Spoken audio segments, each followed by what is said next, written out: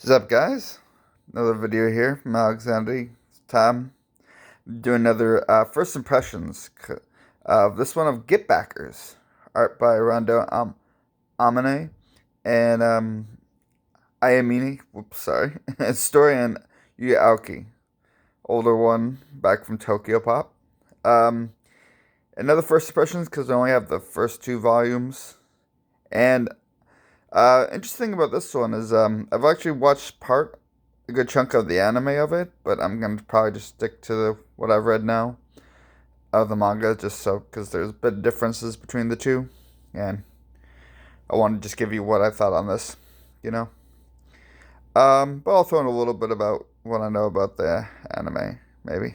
Um, so well, first off, since this is a bit of an older series and people might not know it, um, the story revolves around the two main characters right here on the front. To the right, you have a Bon Mito, and then the other one to the left is Ginji Amino. And they're part of a recovery agency called the GetBackers.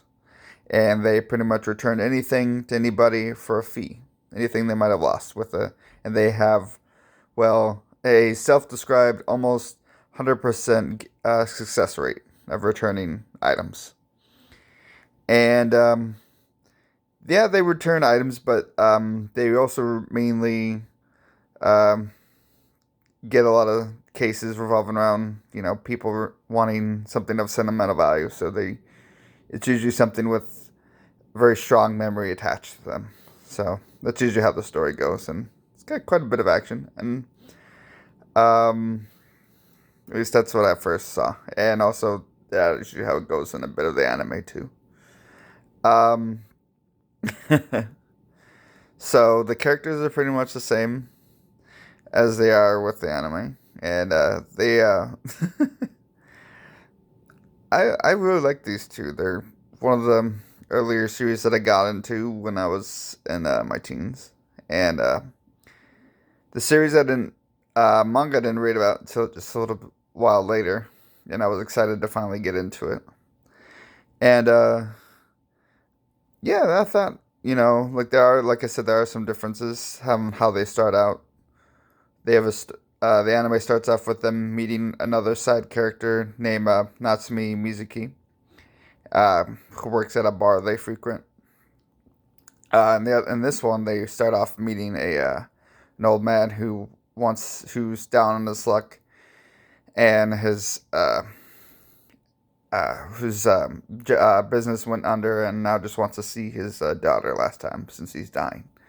And so it starts off a bit different, but um, after that, they like have similar plot lines and things like that. At least that I've seen so far.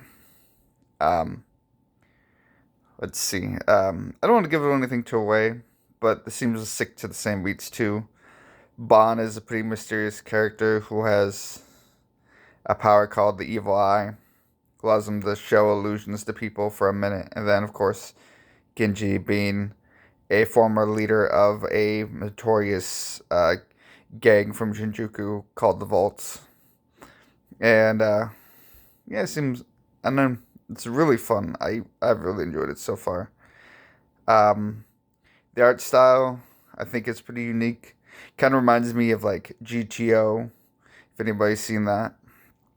And so the kind of like realistic kind of style of old school, like um, early 2000s, late 90s kind of feel.